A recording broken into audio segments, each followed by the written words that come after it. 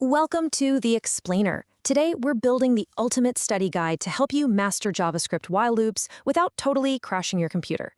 If you've ever found yourself wondering how code can just automatically repeat tasks until a specific job is done, well, you are in the exact right place. We're going to distill the core concepts, the syntax, and the absolutely critical safety measures of while loops into a visual, easy-to-digest guide. Here's our syllabus for today. First, loop logic. Then, the syntax skeleton, followed by safety precautions, and finally, execution tracking. All right, let's kick things off with section 1, loop logic, the engine. Think about the classic if statement for a second. You know it, you love it. A while loop is essentially that same control flow system, but with one massive twist. It has a built-in rewind button. While an if statement fires its code block just a single time, a while loop keeps hitting replay as long as your condition stays true. So, how does this rewind actually work? It's literally just 3 simple steps. Step 1, JavaScript checks the condition you set. Step 2, if it's true, it runs the code block. And step 3, this is the magic part. It dynamically jumps right back to the top to start the cycle all over again. It will keep doing this dance indefinitely, which, honestly, is where its incredible power comes from. Move it right along to section 2, syntax skeleton, the steering wheel. The actual syntax here is incredibly elegant. You just drop the keyword while right at the front, followed by a set of parentheses. Inside those parentheses, that's your condition, the rule that makes the whole thing tick. Finally, you wrap the actual code block you want to execute in curly braces.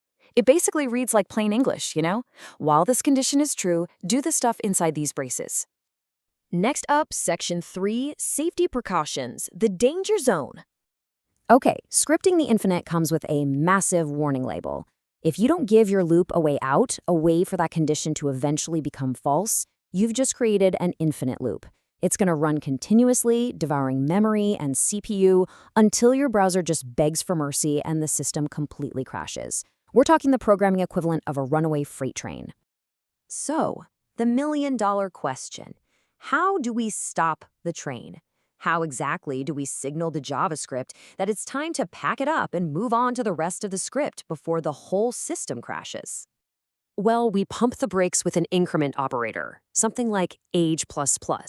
You drop this right inside your loop's code block, and it adds exactly 1 to your variable every single time the loop runs. Because that variable keeps growing, it guarantees our mathematical condition will eventually turn false, giving us a perfectly safe exit route.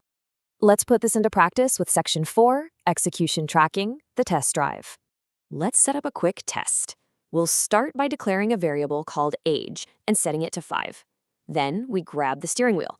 We tell our while loop to run as long as age is strictly less than 10. Inside, we'll print a quick message, and, absolutely crucial here, we drop in that age++ increment operator so we don't end up with an infinite loop. This gives us a perfect step-by-step view of the execution. On run 1, the age is 5. 5 is less than 10, so boom, condition is true, the code fires, and our age bumps up to 6. Next run, age is 6, still true. You can literally watch the cycle as the age climbs from 5 up to 9. For all 5 of these runs, the condition stays true, entirely thanks to our increment operator doing its job and steadily pushing that number up. But then we hit the magic number. After that 5th run, the increment operator bumps the age up to 10. JavaScript jumps back up to the top, checks the condition, and asks, hey, is 10 less than 10? And for the very first time, this evaluates to false. And right there, crisis averted.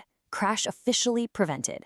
Because the condition is finally false, JavaScript completely ignores the code block inside the curly braces. It breaks out of the loop entirely and safely hops down to the very next line of your overall script. The runaway train has been stopped right on cue. Looking at our final output, it lines up perfectly with our logic. The console logs are inside the loop message, your age is less than 10 exactly 5 times. But that message, written after the loop, you are now over 10, only prints to the document once at the very end. The loop did its job, repeated exactly as many times as it needed to, and then gracefully bowed out. So to wrap up our study guide today, I really want you to lock these 3 pillars into your brain. Number 1, while loops repeat based on conditions. They're basically if statements on a loop. Number 2, infinite loops are the danger zone. They absolutely will crash your system. And number 3, You've always got to use a mechanism, like an increment operator, to modify the condition and break that cycle safely. You've now got the structural tools and the safety know-how to literally script the infinite within your code. But mastering the while loop leaves us with a pretty exciting mystery. If while loops are this powerful, how do for loops handle iteration differently? And when should you actually choose one over the other? Ponder that as you write your next script, and we'll explore that together next time. Thanks for joining me on this explainer.